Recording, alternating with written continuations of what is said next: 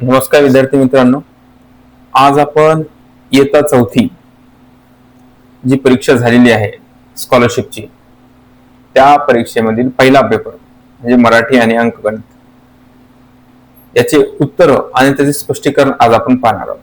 त्यामुळे सर्व विद्यार्थ्यांनी व्हिडिओ शेवटपर्यंत पहा.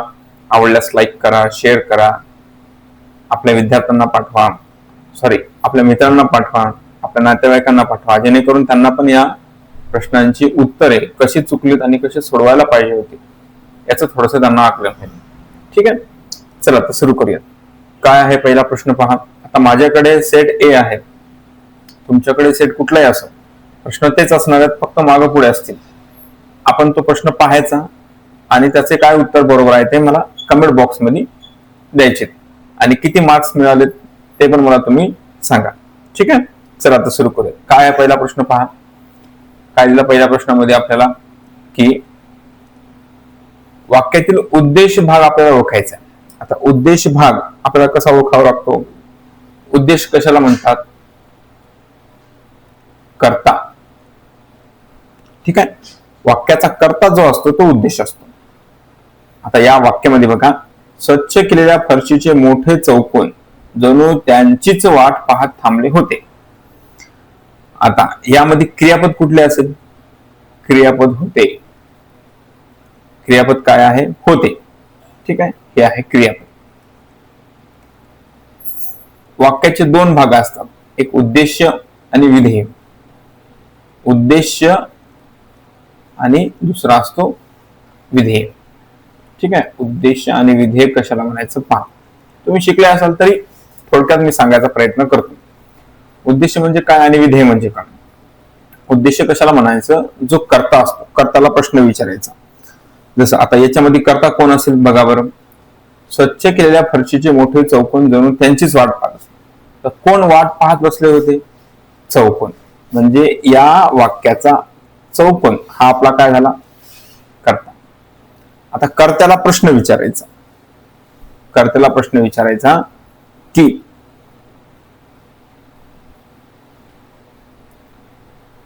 कसे चौकोन, म्हणजे आपल्याला काय मिळेल? उद्देश्य हा भाग मिळेल. कर्त्याला जर प्रश्न विचारला तर उद्देश्य भाग मिळतो. जसं कोण चौकोन, कोणते चौकोन, कसे चौकोन, असे जे प्रश्न विचारले तर काय उत्तर? स्वच्छ केलेल्या फरशीचे मोठे, म्हणजे ऑप्शन नंबर 1 हे असेल उद्देश. आणि जेवढं काय उरलेलं असेल ते सर्व असेल आपलं विधेय. ठीक आहे, विधेय म्हणजे एक प्रकारचं विधान. ओके, नेक्स्ट पुढे काय आहे प्रश्न? काय दिलं? खालील वाक्यातील अधोरेखित शब्दाचा योग्य अर्थ ओळखा. माळा. माळा आवरताना आईला खूप साऱ्या माळा सापडल्या. आता दोन माळा आहे. आता एक विचार करा, माळा आवरताना म्हणजे आता जे ग्रामीण भागातील विद्यार्थी आहेत त्यांना लवकर लक्षात येईल. माळा कशाला म्हणायचं? ठीक आहे, पोटमाळा कशाला म्हणायचं, वसरी कशाला म्हणायची, पायरी कशाला म्हणायची, हे सर्व त्याच्यामध्ये त्या ग्रामीण भागातील विद्यार्थ्यांना बरोबर माहिती आहे. ओके, चला तर मग तुम्हाला मी एक घटक दाखवतो. माळा पोटमाळा कशाला म्हणायचं ते पहा. तुमच्या समोर ग्रामीण मराठी घराची जी रचना आहे त्याचं मी इत्थंभूत इथं दिलेलं आहे. यावेळेस कदाचित माळा विचारलं, पुढच्या दुसरं काहीतरी विचारतील. काय आहे? सर्वात प्रथम माळा, जो की सर्वात वर असतो. कशाला म्हणायचं? छताच्या खालील साठवणुकीची जागा, म्हणजे एकदम वरी जी छत असते आपलं त्या छताच्या एकदम खालची जागा म्हणजे माळा. म्हणजे माळा आवरताना. आता माळा आवरताना म्हणजे इथं काहीतरी वस्तू असतील, पसारा असेल, ते आवरताना काय सापडल्या? माळा सापडल्या, म्हणजे हार सापडले. ठीक आहे, आणि त्याच्या खाली असतो पोटमाळा म्हणजे उपमाळा, माळ्या खालची लहान अंतर्गत खोली. ठीक आहे, अंतर्गत खोली यामध्ये दुसरे सामान ठेवत असतील. त्यानंतर तुळई कशाला म्हणायचं? छताचा भार पेलवणारा मुख्य लाकडी ओंडका, म्हणजे जो एक सपोर्ट म्हणून काम करतो. त्यानंतर वासा, कौलारू छपराला आधार देणाऱ्या लाकडीच्या पट्ट्या. आता कौलारू म्हणजे जिथं पाऊस जास्त पडतो त्या ठिकाणी असे कौलारू म्हणजे उतरत्या छपराची घरी असतात. धुरानं कशाला म्हणायचं? स्वयंपाकातील जो धूर असतो बाहेर जाण्यासाठी तो एक बनवलेली चिमणी. ठीक आहे, ओसरी घराच्या समोरील सावलीची जागा, हे माहिती आहे तुम्हाला. उंबरठा दरवाजाच्या खालची जी लाकडी पट्टी असते त्याला म्हणायचं उंबरठा. ठीक आहे. कवाडे, खिडक्यांची लाकडी तावदाने कवाडे. आणि दरवाजा, दरवाजा कशाला म्हणायचं, कवाडे कशाला म्हणायचं बघा. ना कवाडे, खिडक्यांची लाकडी तावदाने, विंडोला असलेली ती कवाडे. आणि दरवाजा जो आपण आत आणि बाहेर जातो तो मोठा असतो त्याला दरवाजा असं म्हणायचं. खिडक्यांचे दरवाजे नाही म्हणायचे. ठीक आहे. दरवाजा दरवाजा असतो. कोणाला, दिवा किंवा पंथी ठेवण्यासाठी भिंतीतील एक मधातील जागा असते. आणि गोठा तर जनावरांसाठी बांधकामाची जागा. ही सर्व काय आहे, ग्रामीण भागातील घरांची रचना. लक्षात आलं. मग माळा कशाला म्हणायचं, पोटमाळा कशाला म्हणायचं. चला या प्रश्नावर आता आलं लक्षात. म्हणजे काय होईल, माळा म्हणजे घराचा कुठला भाग, घराचा वरचा भाग. म्हणजे गळ्यातील दागिना का नाही, रान का, शेतजमीन का, बिलकुल नाही. आलं लक्षात. कशाला म्हणायचं, माळा आणि पोटमाळा दोन असतात. इथं वाटलंच लिहितो मी. माळा सर्वात वरचा भाग आणि त्याच्या खाली असतो पोटमाळा. ओके. नेक्स्ट, पुढील पैकी प्रत्यय घटित नसलेला. कधीही प्रश्न सोडवताना आपल्याला असलेला नसलेला हे जे शब्द आहेत त्याला नीट वाचायचं नाही, शक्यतो याला गोल करून घ्यायचं किंवा अंडरलाईन करायचं, म्हणजे आपलं लक्ष बरोबर त्यावर जाईल. आता आपण जर एक सगळ्या ऑप्शन कडे बारकाईने पाहिलं तर सगळ्यांच्या मागे कार हा शब्द लागलेला आहे. आता प्रत्यय घटित कशाला म्हणायचं आणि उपसर्ग कशाला म्हणायचं बघा. आता एक शब्द असेल, शब्दाच्या मागे, कशाच्या, शब्दाच्या जर मागे एखादा शब्द लागला असेल, जसं हे शब्द लागले कार कार कार, तर त्याला म्हणायचं प्रत्यय घटित किंवा प्रत्यय म्हणायचं. आणि जर शब्दाच्या पुढे लागला असेल, जसं अपकार, अननुभवी, अनावरण असे शब्द असतात त्याला म्हणायचं उपसर्ग. एवढंच. शब्दाच्या आधी असेल तर उपसर्ग, शब्दाच्या नंतर असेल तर प्रत्यय घटित. मग आपल्या काय विषयाला नसलेला म्हणजे तिन्ही एखाद्या शब्दाच्या मागे, जसं हे चित्र, चित्राच्या मागे कार आहे, नकलाच्या मागे कार आहे, परोपच्या मागे कार आहे, कलाच्या मागे कार आहे. म्हणजे हे शब्द आहेत सगळे गोल केलेले आणि त्याच्या मागे प्रत्यय सारखा आहे सगळीकडे, तो प्रत्यय घटित झाला. तर यापैकी कुठलं तरी चुकीचं आहे. चित्र प्लस कार चित्रकार, नकला प्लस कार नकलाकार, कला प्लस कार कलाकार. पण पर प्लस कार, परोपक प्लस कार असं नाही होऊ शकत. आता परोपकार या शब्दाची जर आपण विभक्ती केली तर कशी होऊ शकते पाहा. याची विभक्ती पर प्लस उपकार असं मिळून झालेली आहे, म्हणून याला परोपकार असं झालं. म्हणजे यातील जो शब्द आहे कुठला, र आणि उ, र आणि उ मिसळून तो झाला रो. ठीक आहे. र उ मिसळून झाला रो, म्हणून तो परो प कार हा शब्द शेवटचा आहे, म्हणून हा होऊ शकणार नाही. बाकीचे तीन बरोबर आहेत, प्रत्येक घटक तीन बरोबर आहे, फक्त हे नाही. चला नेक्स्ट प्रश्न. काय नेक्स्ट काय सांगितलं यामध्ये की शब्दकोशानुसार लावल्यास उजवीकडून तिसरा शब्द कोणता. आता शब्दकोश म्हणजे कसा, कदाचित तुमच्या लक्षात आला असेल. शब्दकोश म्हणजे आपण अ आई लिहितो. ठीक आहे. कसं लिहितो, अ त्याच्यानंतर आ ई ई. ठीक आहे. त्यानंतर काय लिहिणार सांगा बरं. बरेच विद्यार्थी अ आई लिहिताना पण कधी कधी चुका करू शकतात. अ आ ई ई उ उ, पुन्हा रू ऋषीच. ठीक आहे. पुन्हा रू, पुन्हा एडक्याचं, पुन्हा ऐरणीचं, पुन्हा ओ झेवाल्याचं, औषधीचं,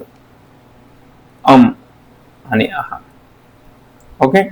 हे शब्द असतात आणि या मधात एक शब्द असतात, जसे ए आणि यामध्ये असणार आ. ओके. आणि ओ आणि याच्यामध्ये असणार ऍपल अँड, तसे ऑरेंज हे शब्द या दोघांच्या दरम्यान. आता प्रश्न विचारला आपल्याला, शब्दकोशानुसार आपल्याला लावायचा आहे. बघा कसं लावू शकतो आपण. सगळ्यात आधी काय येणार, अ वाले शब्द आहेत का कुठे आहेत, आ वाला आहे म्हणजे हा आधी येणार. आकाश सर्वात प्रथम येईल आकाश. आ, अ, आ, ई, ई आला ई, इकडे. उ आला उ.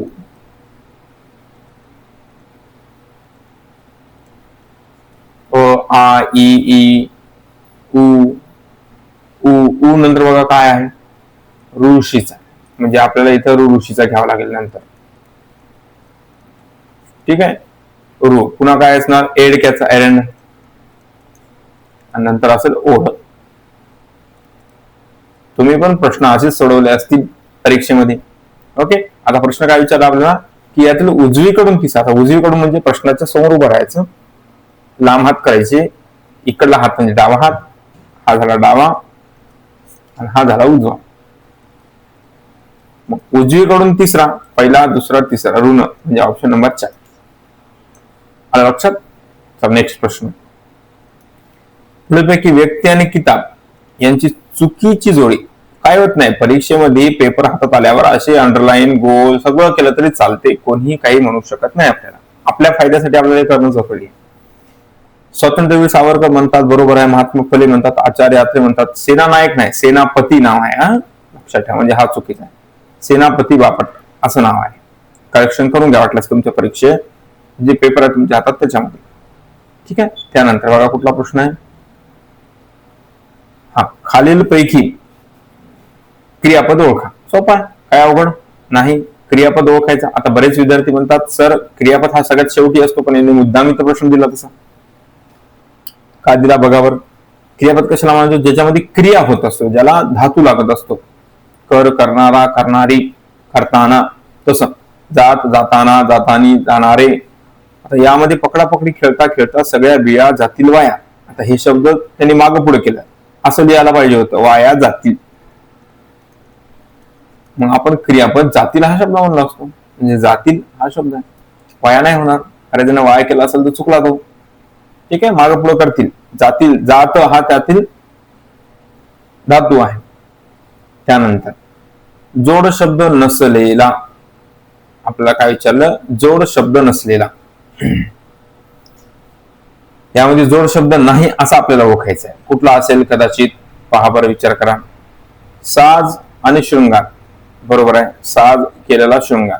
सांज आणि सकाळ. सांज म्हणजे संध्याकाळ आणि सकाळ सकाळ, सकाळ संध्याकाळ. साज सरंजाम हे पण बरोबर आहे, पण नुसती सांजवात हा नाही होणार. हे तिघ जण बरोबर आहेत. सांजवात म्हणजे संध्याकाळ, संध्याकाळी लावलेली वात. आपल्या घरची आई लावते बघा संध्याकाळी. ओके. त्यानंतर नेक्स्ट काय आहे प्रश्न पुढचा. पुढचा प्रश्न काय आहे, विरुद्ध अर्थाची जोडी आपल्याला कशी, योग्य की अयोग्य हे पाहणं जरुरी आहे. योग्य का अयोग्य, पुढील अर्थाच्या शब्दाची योग्य जोडी ओळखायची. कधी कधी चुकीची विचारतील ना, आपल्याला चुकीची विचारतील. कारुण्य, ममत्व, बरोबर आहे. नाही, कारुण्य ममत्व हे समानार्थी झालेत. नियंत्रण, संयम हे पण समानार्थी झालेत. भान आहे का तुझं, लक्ष आहे का तुझं आपण म्हणतो, हे पण समानार्थी. म्हणजे काय आपल्यासाठी उत्तर, विलंब आणि घाई. ओके. विलंब आणि घाई हे आपलं उत्तर असेल. विलंब म्हणजे उशीर, घाई म्हणजे लवकर. ओके. पुढे खालील वाक्यातील नामांची संख्या ओळखा. नामे, नामे किती आहेत, नामांची संख्या आपल्याला ओळखायची. नाम कशाला म्हणायचं, या सृष्टीतील सजीव, निर्जीव प्राणी, वस्तू सर्व असलेले. जसं की शेतात हे एक आहे आणि सूर्यफूल एक आहे. आता पिवळी धमक, टपोरी आणि टवटवीत हे सर्व काय आहेत, सर्व आहेत विशेषणे. विशेषण कशाला म्हणायचं, नामाच्या बद्दल अधिक माहिती. शेतात होती सूर्यफुले, आता याला योग्य करून दिलं, शेतात सूर्यफुले होती. कशी होती, पिवळी धमक होती, काही टपोरी होती, काही टवटवीत, म्हणजे सूर्यफुलाबद्दल ते बोलत होते. म्हणजे याच्यामध्ये किती आले असतील, दोन. दोन काय आलेले आहेत, नामांची संख्या. पुढे एक वचन अनेक वचन यांची अयोग्य जोडी, चुकीची. चुकीची जोडी ओळखायची. आता कशी ओळखायची ते सांगतो काय. कधी पण अनेक वचनी, एक वचनी, अनेक वचनी ओळखण्यासाठी त्याच्या पुढे 1 आणि 10 असं म्हणायचं. म्हणजे आता कसं बघा, 1 चूल 10 चुली, एक भेट 10 भेटी म्हणजे बरोबर आहेत. एक वेल 10 वेली म्हणजे बरोबर आहेत. एक चूक 10 चुकी नाही, 10 चुका असं होत असं, म्हणून तो चुकीचा.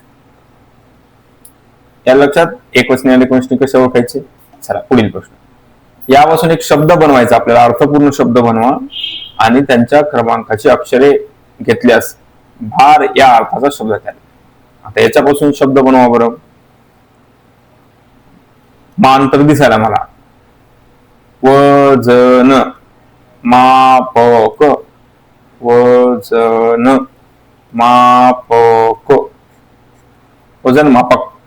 यातील काय विचारलं की भार या शब्दाचा, कुठे गेला, भार या शब्दाचा अर्थ तयार होणारा, भार या शब्दाचा अर्थ तयार होणारा. भार म्हणजे वजन. पहिला दुसरा तिसरा, पहिला दुसरा तिसरा, ऑप्शन नंबर 2. सोपा प्रश्न, काही अवघड नाही. पेपर काही मध्ये काही प्रश्न या पेपरमध्ये सोपे आहेत, काही थोडे होते अवघड, पण समजून घेतले असेल तर ते पण आपल्यासाठी सोपे होते. ठीक आहे. चल नेक्स्ट काय आहे बघा.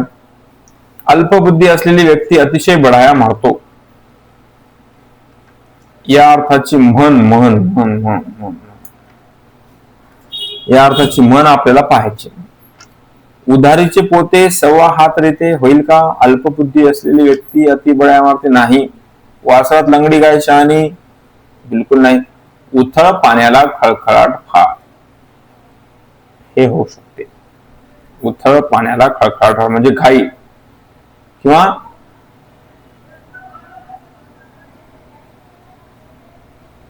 अल्पबुद्धी असलेली व्यक्ती अति बडाया मारते म्हणजे ज्ञान कमी आहे पण बडाया खूप मारतो, त्याला म्हणायचं उथळ पाण्याला खळखळाट फार. ठीक आहे. नेक्स्ट पुढचा प्रश्न पहा. काय आहे पुढचा प्रश्न. खालील वाक्यातील अधोरेखित शब्दासाठी योग्य शब्द पर्यायातून निवडा. काय म्हणतो. गावातून कधी शेतातून जाणाऱ्या लहान वाटेवरून. आता गावातून शेतातून जाणारी जी लहान वाट असते त्याला पायवाट पण म्हणतात, पानन पण म्हणतात. ठीक आहे.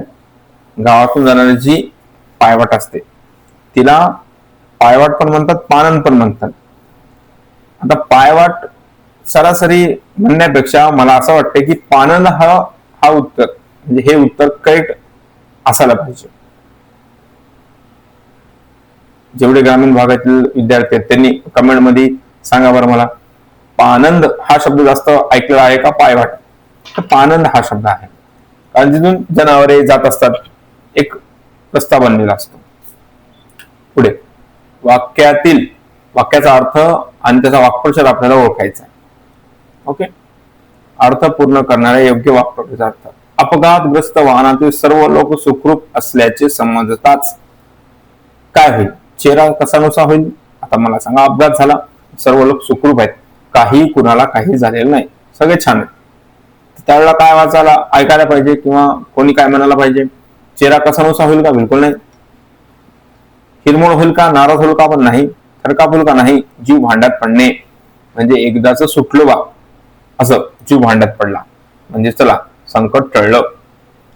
ओके. चला मला तुम्ही कॉमेंट करत राहा किती प्रश्न आले तुमचे किती नाही. चला एक उतारा आहे, खाली उतारा काळजीपूर्वक वाचायचा आपल्याला आणि त्याच्यावरचे प्रश्न आपल्याला सोडवायचे. काय झालं. एकदा रानातून गुरे बर चालताना मुरलीला. अच्छा, म्हणजे एक व्यक्ती आहे मुरली. वाचताना असंच वाचायचं. काय काय आहे. मुरली आहे, गुरे आहेत. एक सुंदर निळा पक्षी, अच्छा निळा पक्षी जखमी होऊन पडलेला दिसला. त्याने त्या पक्षाला मायेने अलगद. आता अलगद म्हणजे हळू किंवा सावकाश.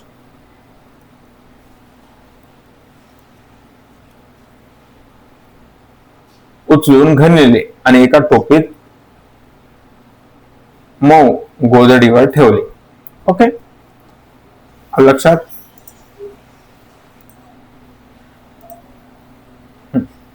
आता काय झालं. मुरलीच्या आईने त्या पाखराच्या जखमेवर हळद लावली, म्हणजे सर्वात प्रथम हळद लावली. 1 नंबर लिहूया इथं. त्याची चोच उघडून थोडे पाणी चोचीत टाकले, म्हणजे त्याला पाणी प्यायला दिले. 2 नंबर. गव्हा तांदळाचे थोडे दाणे खाण्यासाठी टोपलीत ठेवले, म्हणजे 3 नंबर. म्हणजे काय केलं. सर्वात प्रथम त्याच्या जखमेवर हळद लावली, त्यानंतर चोचीत पाणी टाकल्यानंतर गव्हा तांदळाचे दाणे खायला दिले. तर खाऊन पिऊन तो पक्षी दुसऱ्या दिवशी थोडा तरतरीत झाला. तरतरीत म्हणजे फ्रेश झाला, ताजा तवाना झाला. मराठी लवकर कळेल, इंग्लिश लवकर कळते थोडीशी आपल्याला, है ना. तरतरीत झाला हे पाहून आईने कौतुकाने, म्हणजे 4 नंबर दिले, पक्षाला भिजवलेली डाळ खायला, म्हणजे सगळ्यात शेवटी डाळ खायला दिली. अच्छा, म्हणजे त्यांना पचायला आता सोपं जाईल. त्याला ती फारच आवडली. तो आनंदाने घरभर हिंडू फिरू लागला. आता यावरचे प्रश्न पाहूया. काय प्रश्न पहा. पुढीलपैकी कोणते विधान अयोग्य चुकीचे आहे? आईने पक्षाला पाणी पाजले, बरोबर आहे. मोदी आहे गुराखत, बरोबर. भिजवली डाळ खाल्याने पक्षी थोडा तरतरीत झाला, नाही, खाल्ल्यावर पण नाही झाला. बघा इथे दिला, खाऊन पिऊन तो पक्षी दुसऱ्या दिवशी थोडा तरतरीत झाला हे पाहून आईने त्याला नंतर भिजवली डाळ दिली, म्हणजे हे चुकीचं आहे आणि हे करेक्ट आहे. आईने पक्षाच्या जखमेवर हळद सोडली, बरोबर आहे. काय प्रॉब्लेम. 16वा नंबर प्रश्न काय आहे बघा. पुढील पैकी कोणते विशेषण पक्षासाठी आलेले नाही? विशेषण पण शोधायचं ना, आलेलं नाही पण शोधायचं. सुंदर होता, चिमुकला होता. चिमुकला होता का रे? नाही, तरतरीत होता, निळा होता, चिमुकला नव्हता, बरोबर आहे. चिमुकला नव्हता. समानार्थी शब्द उतरत आलेला आहे. हळू म्हणजे अलगद, आपण पाहिलं ना आता, हळूच. घरटे वृक्ष, नभ म्हणजे आकाश, नाही आला. ओके, पुढे कविता आहे. कविता वाचताना पण कवितेमध्ये खूप समानार्थी विरुद्धार्थी शब्द असतात. ज्या विद्यार्थ्यांना समानार्थी विरुद्धार्थी शब्द तोंडपाठ आहेत त्यांना लगेच लक्षात येईल. झुकझुक जाई कोकणची राणी. आता इथे झुकझुकचा अर्थ काय असेल? रेल्वे. डौलाने धावते घाट वळणानी. घाट वळणे म्हणजे घाटातला रस्ता. माडा पोकळीच्या रांगा. राय आंब्याची ही दाट, म्हणजे आंब्याची राई. काजू फणसाची झाडे, हिरव्या रंगाचा हा थाट. करवंदाची जाळी, म्हणजे करवंदाची काय असते, सॉरी जांभळाची. करवंद जांभळाची चवच आहे न्यारी. या दोघांची चव न्यारी आहे, म्हणजे वेगळी आहे. न्यारी वेगळा, न्याहारी वेगळा.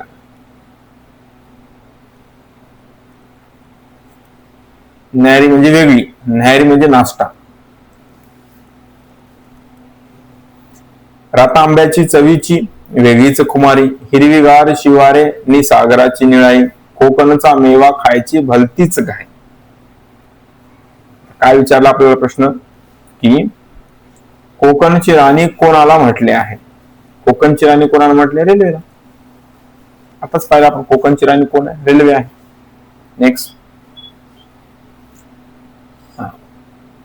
पुढीलपैकी विशेषण विशेष्य याची अयोग्य म्हणजे चुकीची जोडी आपल्याला या पर्यायातून ओळखायची आहे. चव कशी आहे? न्यारी, बरोबर. राई कशी होती? दाट, बरोबर. शिवारे कशी होती? हिरवीगार, बरोबर. पण घाट वळणे डौलाने होती का? नाही. घाट वळणे डौलाने धावते घाट वळणानी, ते बरोबर आहे. पण काय विचारलं इथं? विशेषण विशेष्य, म्हणजे त्या घाट वळणाला जर प्रश्न विचारला तो उत्तर नाही मिळत. चव न्यारी, राई दाट, शिवार हिरवीगार, पण घाट वळणे डौलाने होऊ शकणार नाही. ओके. त्यानंतर 20वा प्रश्न. डोंगराची काळी मैना. डोंगराची काळी मैना असे ओळखण्याला कुठला फळ आपण त्याला म्हणू शकतो? डोंगराची काळी मैना. डोंगरावर, आता जांभूळ जो असतो तो डोंगरावर नसतात, करवंद डोंगरावर असतात. फणस तर नसतातच काळे. रतांबा पण नसतो, ठीक आहे. जांभूळ पण काळा असतो, म्हणजे जांभूळ कलरचा असतो, पण तो डोंगरावर नसतो. म्हणून करवंद हा डोंगरावर असतो. करवंदाची काळी मैना माहिती पाहिजे आपल्याला ते पण. चला, यामध्ये डायरेक्ट तुम्ही वदन, दरड, धोपट, नजर, ऑप्शन नंबर 4. सोपा आहे. तुम्ही सोडवला असेल, सर्वांचा आला असेल. ज्यांचा आला त्यांनी यस सर म्हणा किंवा आला सर म्हणा. त्यानंतर पुढील वाक्यातील रिकाम्या जागी योग्य समूहदर्शक शब्द आपल्याला लावायचा. बेटावर अडकलेल्या लोकांना घेऊन जहाजाचा काय जातो? काफिला. थवा कोणाचा असतो? पक्ष्यांचा. थवा कोणाचा असतो? पक्ष्यांचा. कळप हरणांचा किंवा हत्तीचा पण असतो. आणि तांडा लमाण्यांचा पण असतो किंवा उंटांचा पण असतो. ओके, म्हणजे सगळ्या ऑप्शनची माहिती पण आपल्याला असली पाहिजे. 23 नंबर. पुढील वाक्यातील रिकाम्यासाठी योग्य अलंकारिक शब्द. आता अलंकारिक कसे शब्द असतात? जसं स्त्रिया शरीरावर अलंकार म्हणजे दागदागिने घालतात, स्त्रिया शोभून दिसते, सुंदर दिसते. तसं एखाद्या वाक्याला, शब्दाला एखादा शब्द जोडला की त्या वाक्याचं सौंदर्य वाढतं, त्याला अलंकारिक म्हणतात. जसं काशीनाथच्या जुनाट दुखण्यावर वेदूबुवांनी डॅश औषध शोधले.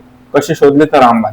उपयोगी नाही, महाग नाही, हे तर रोजचे शब्द आहेत, जुने नाही. रामबाण असा शब्द आहे जो की नवीन, त्यातून वाक्याचा पूर्ण अर्थ काहीतरी निघतो. त्यानंतर पुढील वाक्यातील काळ ओळखून त्या काळातील वाक्य पर्यायातून निवडा. जसं शशांना पाहून गुंजा आपले गाल फुगवतील. तील म्हणजे कोणता प्रत्यय लागला? इल प्रत्यय लागला. जिथं इल प्रत्यय लागतात ते भविष्य असतात. जसं जातील, येतील, खातील, बसतील, झोपतील, उठतील, ते सगळे भविष्य काळ. मग भविष्य काळाचं वाक्य आपल्याला ओळखत. आपण संध्याकाळी बाहेर जाऊ म्हणजे गेलो तर आपण नाही गेलो म्हणजे भविष्य जाणार आहोत. कोवळ्या उन्हात दवबिंदू चमकतात, नाही होणार. वर्तमान. मला खूप समाधान वाटले. ठीक आहे. थोड्याच वेळात सगळे नदीकाठी जमले. आलं लक्षात? म्हणजे त्या वाक्याचा अर्थ असलेला पर्याय आपल्याला शोधायचा होता. आलं लक्षात? वाटले हा शब्द किंवा चमकतात हे शब्द. चमकतात तर वर्तमानात म्हणू शकतो आपण. मला खूप समाधान वाटले म्हणजे क्रिया होऊन गेली, कोणीतरी ती क्रिया केली, भूतकाळ. आता राहिला शेवटचा. थोड्याच वेळात सगळे नदीकाठी जमले म्हणजे जमलेत, आलेत म्हणजे वर्तमान. खालील वाक्यात एकूण किती विराम चिन्हे आलेत? इथे बऱ्याच विद्यार्थ्यांचा गोंधळ उडाला. इथे एक शब्द आहे एकूण. आता एकूण म्हटलं तर बरेच जण म्हणतील सर 1 2 3 4 5 6 7 8 9 ऑप्शनच नाही. तसं न करता आपल्याला कशा पद्धतीने शोधावं लागतील की विरामचिन्हे कोणती आलेले ते पाहूया आधी. सगळ्यात आधी आलेला आहे कॉमा.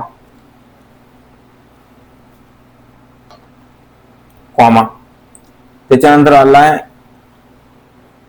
दुहेरी अवतरण चिन्ह. ठीक आहे. त्यानंतर आलाय फुल स्टॉप. हे 3 जण आलेत. बरोबर. आता कोण किती वेळेस आला तो पाहूया म्हणजे लक्षात येईल. कॉमा किती वेळेस आला बघा? 1 2 3 4 5 हा 5 वेळेस आला.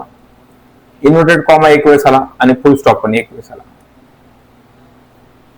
आणि एक राहिला ना क्वेश्चन मार्क. क्वेश्चन मार्क आला ना बघा, सर्वात शेवटी आहे क्वेश्चन मार्क, तो 1 वेळेस. म्हणजे किती झाले? 5 आणि 3 8. 8 काय आहेत? विराम चिन्हे. Option number 4. बऱ्याच जण म्हणते सर 4 आलेले आहेत, नुसते हे 4 आहेत. किती विराम चिन्हांचा वापर केला आहे असं म्हणलं असं तर उत्तर 4 आलं असेल. एकूण किती विराम चिन्हे आले आहेत? तर 8 आहेत. हे त्याचं योग्य उत्तर आहे. सर्व विद्यार्थ्यांनी मराठी विभागाचे प्रश्न चेक करा आणि तुमचे मार्क मला कळवा. ओके. आता लगेच आपण यातील अंकगणित पाहणार आहोत, त्यामुळे सर्वांनी तो व्हिडिओ पहा. ठीक आहे. चला भेटूयात पुढच्या व्हिडिओमध्ये.